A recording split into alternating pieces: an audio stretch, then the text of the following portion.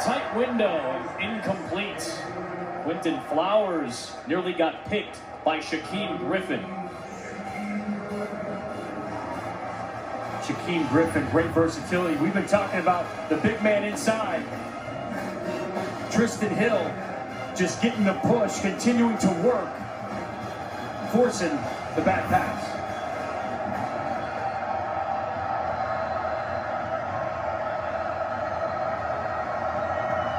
Pressure off the edge. Griffin.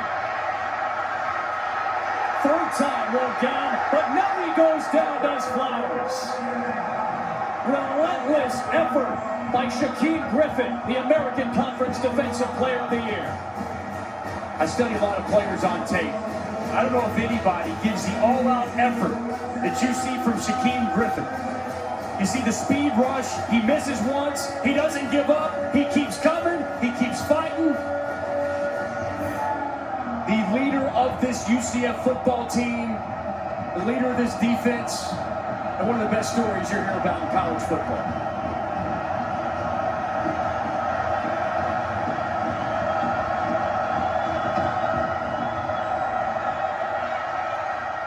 Looking for McCants again.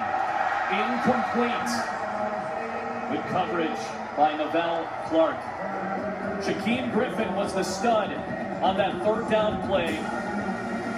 Redshirt senior from St. Petersburg, Florida, born 1 minute after his twin brother Shaquille, who is now playing for the Seattle Seahawks. When his mom Tansy was pregnant with twins, a fibrous strand of amniotic membrane was wrapped around his left wrist, so that prevented the full development of his left hand. When he was 4 years old, he was facing so much pain in that left hand that he finally had that left hand amputated, and the entirety of the last 17 years, he has been a star playing football at every level, and he has done it without the use of a left hand. He and his brother were outstanding high school football players at Lakewood, and they made a pact to each other in middle school that they were not going to separate. So when they went to USF for a camp, Shaquille actually sat out during the camp so that Shaquem could get some more reps and be the headliner. He did such a good job that South Florida's coaching staff finally offered Shaquem a scholarship. But he said he didn't want to accept it because he didn't feel that South Florida gave him the respect that they gave to his brother Shaquille. So the two of them opted to go elsewhere, landed at UCF with George O'Leary. Milton, under pressure, finds Traquan Smith. Yeah, Adam, you know, he only has one hand, but he doesn't see it as an excuse. Shaquem Griffin in the weight room was fitted for a prosthetic to help him lift. It took a while for him to get used to it. Now he's able to bench press 225 pounds.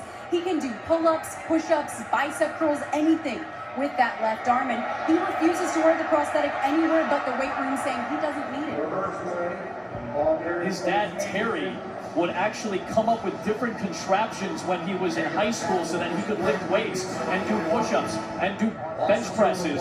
And he built up his strength to the point where he can do 225. That's the NFL baseline for how many reps you do at the combine. Don't tell him that he has a handicap, though. He refuses to allow that to be an excuse for him or be who he is.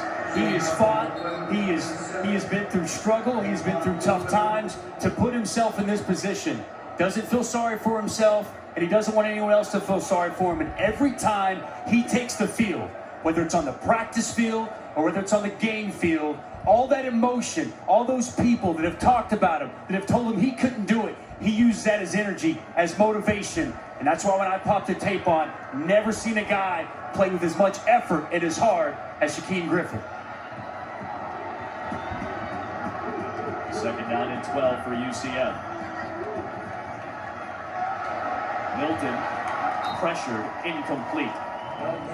So you guys, this is the prosthetic that Shaquem Griffin wears while he's in the weight room. He was fitted for this when he came to UCF.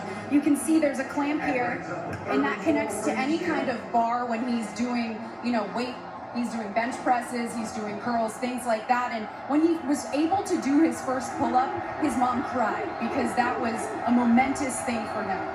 Incredible story. One of the best in college football. First down, Traquan Smith, and UCF is into the red zone.